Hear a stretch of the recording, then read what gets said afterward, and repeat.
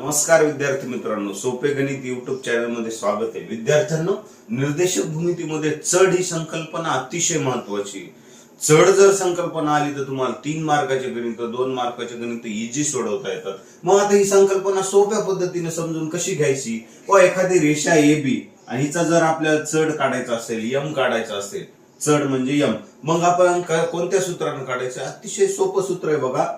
अगोदर ए ला निर्देशक बी ला तुम्ही नॉमिनेट करायचं म्हणजे x1 y1, ए ला बी ला x2 y2 आणि चढ काढायचा आहे. मग आपल्याला काय करायचंय? चढ बरोबर